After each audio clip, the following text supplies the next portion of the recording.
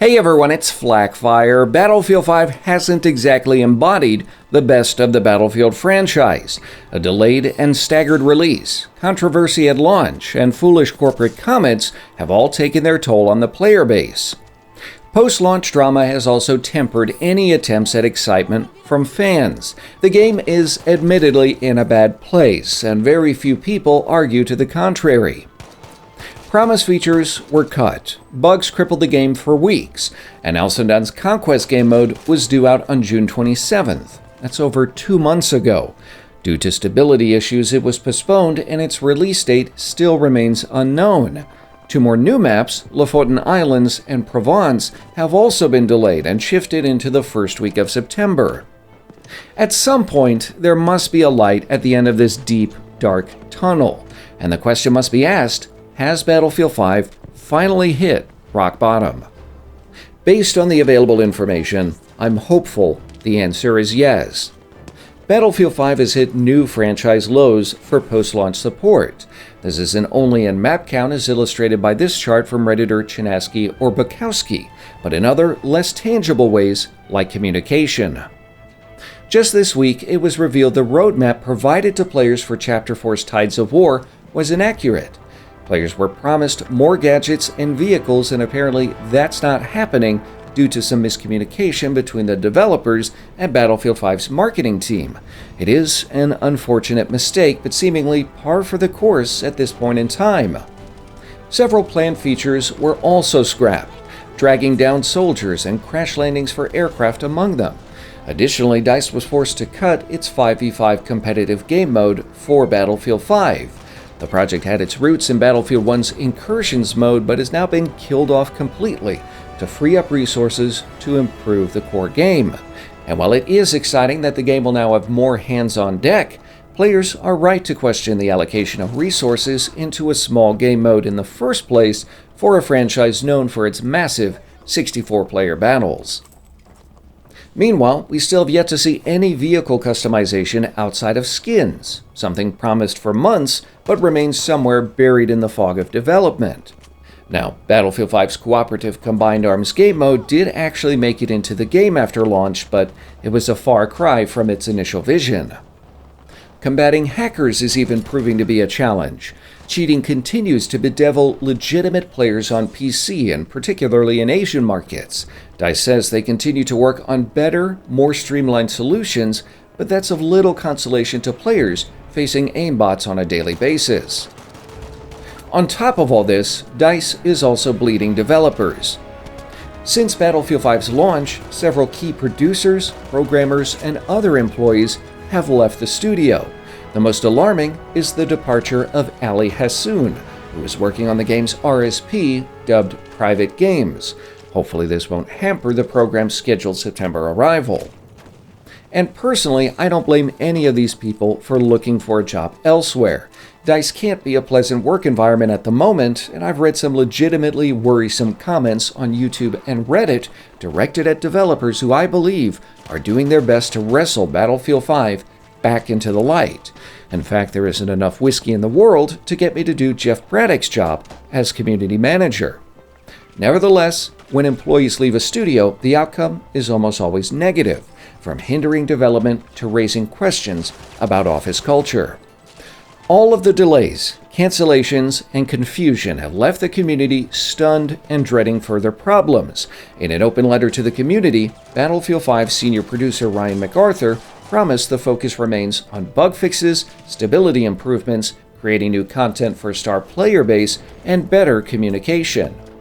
My own conversations with community managers have also been encouraging. However, words do little to encourage a fan base with shattered expectations, and only action will pull Battlefield 5 out of this dark place. And I sincerely hope we've reached the bottom of this hole. I've been a Battlefield fan since 1942 and that terrible thing called dial-up internet. I've seen the community react to problems like Battlefield 4's bugged launch and controversial directions like Battlefield Hardline. However, I've never seen fan morale this low. It's going to take serious effort to salvage Battlefield 5, but I still believe it can and should be done. If DICE is in fact at the bottom, there is actually precedent for the studio turning the game around.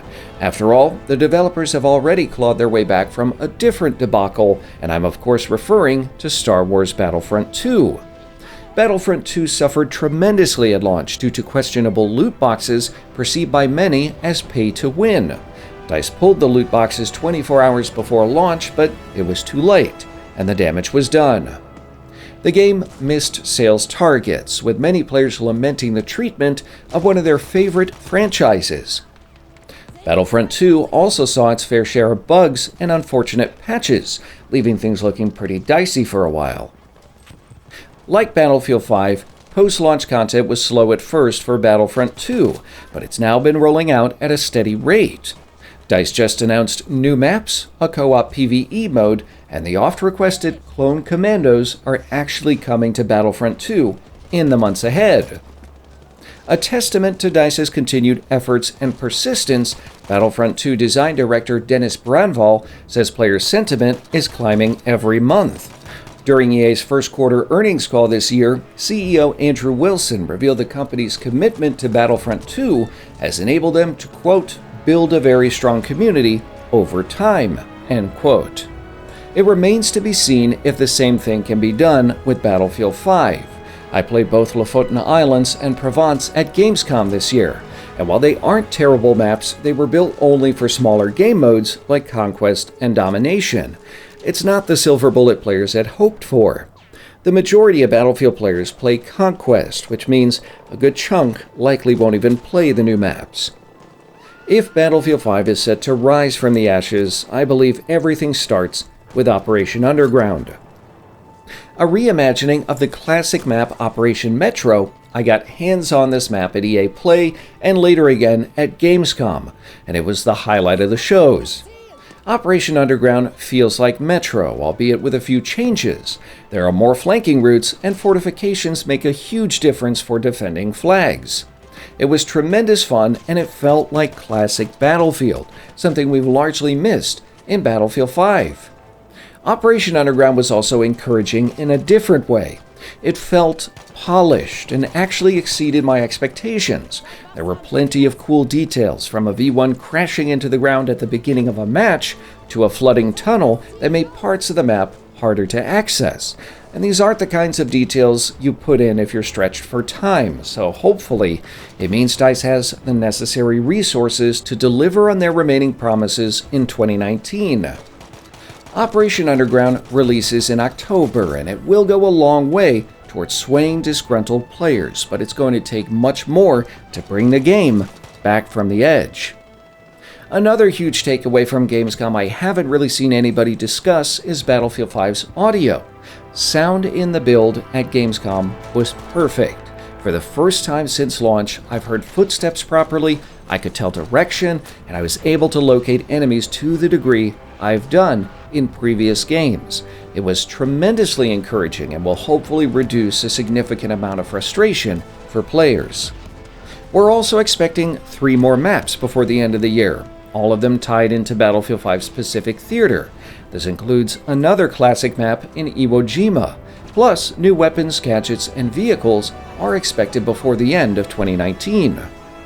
DICE needs to nail the release of these elements and head into 2020 on a high note. Failure to do so would just provide more support to the pervasive idea that EA has abandoned the game. I've spoken to many players who all say that the Pacific expansion is what will make or break their hopes for the revival of Battlefield 5, and honestly, I am in agreement.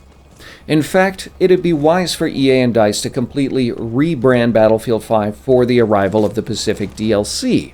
Shed pretty much everything visual associated with launch. Get a new home screen, new loading screens, and even change up the background for your company. If Battlefield 5 is turning a corner, everything should support the impression of that change. Players booting up the game for the first time in months shouldn't be greeted with memories of what made them leave in the first place. Such a move would also help keep Battlefield 5 at least on the radar to compete in some capacity with upcoming blockbusters like Call of Duty Modern Warfare. But again, all of this is just talk unless DICE actually delivers, and they need to. How DICE handles Battlefield 5's failures sets a precedent for future games. Lackluster long-term support for the game will do even more damage to the Battlefield brand and likely EA as a whole. In my opinion, the company's record remains unproven when it comes to delivering a functional live service, and what we've seen to date is largely not impressive. To that end, it seems reasonable that players will be less likely to support the next Battlefield game at launch if they can expect the same level of quality, content, and post-launch support. And they definitely won't be buying any more deluxe editions. DICE is a studio with quite the pedigree, creating some of the most groundbreaking and unique video games in the industry. They need to get back to that. If it means hiring more developers or allocating more resources, EA needs to make that happen, or they risk squandering DICE's once stellar reputation. I'll leave you with a quote from DICE General Manager Oscar Gabrielson, who tweeted this morning, quote, "I hope the work we put into Battlefront 2 is a testament to our long-term commitment to our games and our communities. We'll get Battlefield 5 back on track and make it the awesome game you all deserve. We'll provide updates along the way. Thank you for hanging in there." So, what are your thoughts on the topic? Do you think DICE can turn Battlefield 5 around? And what would it take to make it happen for you? Tell me down below in the comments, and be specific. I'm told devs watch these videos and read the comments, so make your voice heard. If you enjoyed this video, leave a like, and if you want more content like it, subscribe. Tap the bell to get updates on the latest videos. In the meantime, stay positive, and thanks for watching.